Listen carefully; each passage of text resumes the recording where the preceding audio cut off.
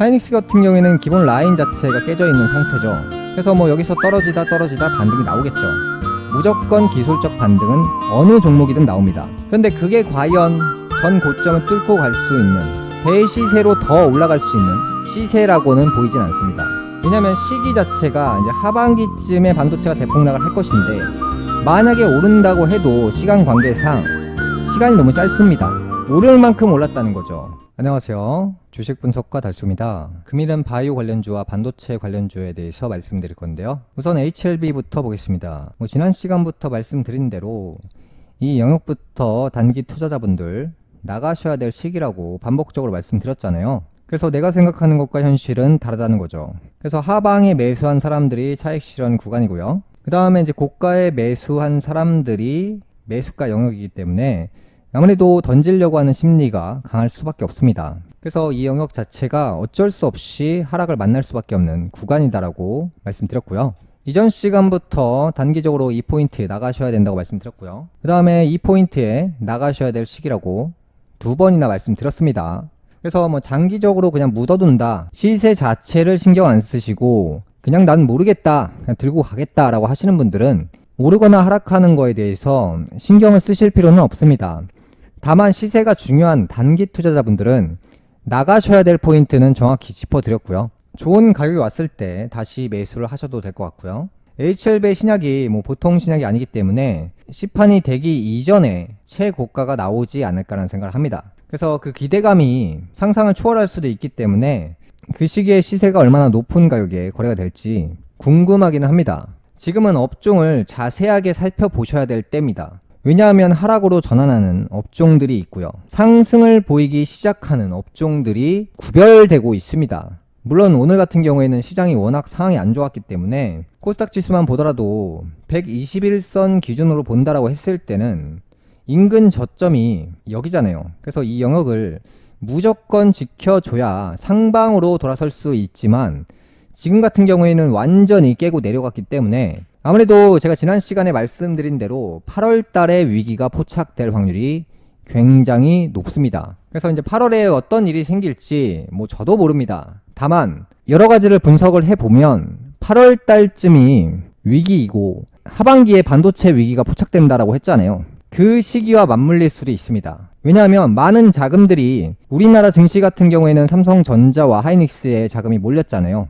그 다음에 해외 대장주 같은 경우에는 엔비디아잖아요. 인공지능 대장주잖아요. 그러다 보니까 반도체 관련주에 많은 자금이 쏠려 있고 개인 투자자분들이 반도체 위주로 종목을 매수했기 때문에 이전에 많은 사람들이 2차전지 관련주를 매수했고 폭락을 경험했듯이 이번에는 반도체 관련주를 사람들이 많이 샀고 하락할 타이밍이 하반기에 온다라고 반복적으로 말씀드리고 있잖아요. 그래서 올해 중에는 무조건 떨어질 수밖에 없는 시기가 왔습니다. 일단 엔비디아 차트인데요, 일단 10배 이상 올라줬기 때문에 대형주가 10배가 오른다는 게 쉬운 게 아니거든요. 10달러 인근에서 140달러 인근까지 올랐으니까 약 14배 정도 상승한 건데요, 단기적으로 오른 거죠. 대시세 기준으로 보면 폭발적으로 올라간 겁니다. 10배라고 계산을 해보면 5만원짜리 삼성전자 주식이 50만원이 된 격이기 때문에 엔비디아가 달라서 올라간 것이 아니고요, 전 세계 뉴스가 엔비디아 인공지능 반도체에 대해서 찬양을 했고,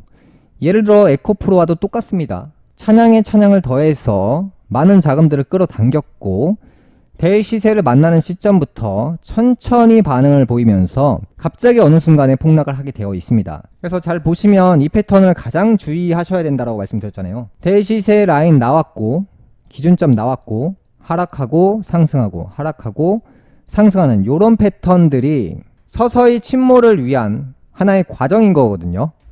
그래서 이제 엔비디아를 보니까 이제 우리나라 반도체 관련주 같은 경우도 지난 시간에 붕괴될 시기가 온다라고 했잖아요. 삼성전자 같은 경우에는 완전한 반도체라고 하기에 애매하기 때문에 하이닉스를 보겠습니다. 하이닉스 같은 경우에는 기본 라인 자체가 깨져 있는 상태죠. 그래서 여기서 떨어지다 반등이 나오겠죠. 무조건 기술적 반등은 어느 종목이든 나옵니다. 그런데 그게 과연 전 고점을 뚫고 갈 수 있는 대시세로 더 올라갈 수 있는 시세라고는 보이진 않습니다. 왜냐하면 시기 자체가 이제 하반기쯤에 반도체가 대폭락을 할 것인데 만약에 오른다고 해도 시간 관계상 시간이 너무 짧습니다. 오를 만큼 올랐다는 거죠. 대형주인데 국내 주식 기준으로 보면 한 3배 정도 오르면 거의 맥시멈이거든요. 그래서 이제 전년 대비 올해 같은 경우 하이닉스가 적자 재무제표가 흑자로 변화하고 매출이 2배 가까이 성장할 수 있다라는 예상을 하고 있기 때문에 그 데이터가 지금 주가로 보여주고 있는 거고요. 주가의 실제 실적보다 더 많이 올라와 있는 상태이기 때문에 고평가라고 생각이 듭니다.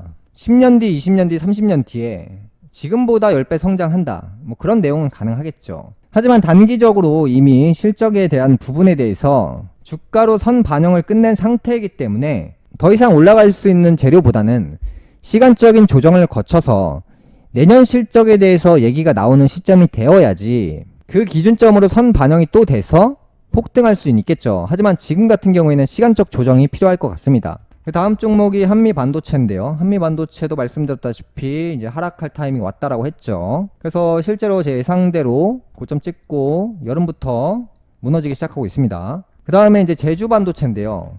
제주반도체를 보면 이제 반도체 관련주들 중에서 가장 빠르게 움직였고, 이제 반도체 전문 회사들 같은 경우에는 뭐 삼성전자 같은 경우에는 지수 같은 종목이기 때문에 일단 제외하고 말씀드리는 거고요. 반도체 전문 회사를 기준으로 보면 제가 생각하기에는 제주반도체 그래프를 어쩔 수 없이 따라간다라고 보이거든요. 그래서 제가 이 주식을 볼 때 이 주식이 결국 선행해서 보여주고 있구나를 생각을 했거든요. 그래서 과거부터 잘 보시면 10배 정도 상승했고요.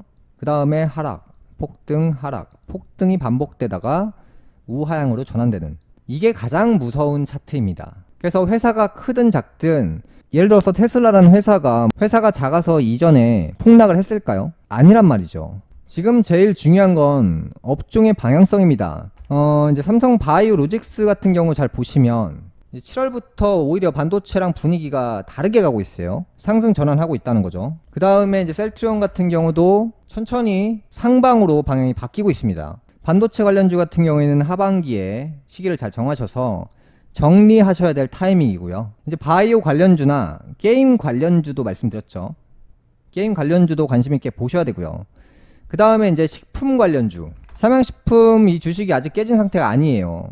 그래서 이 주식을 보시면서 삼양식품을 사시라는 게 아니라 다른 식품주를 관심 있게 보시라는 거죠. 이 삼양식품의 움직임을 자세하게 관찰을 해보시고 신규 진입보다는 보유자들이 이제 보유해서 더 수익을 창출할 수 있는 그 구간입니다. 그래서 과열로 올라갈 수 있는 그 종목이고요.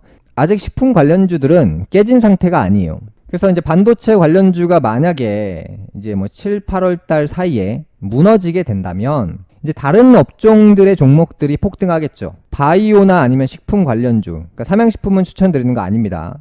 저가 영역에 있는 식품주를 중심으로 보시면 좋겠고요. 뭐 지금도 아닙니다. 그 다음에 이제 게임 관련주.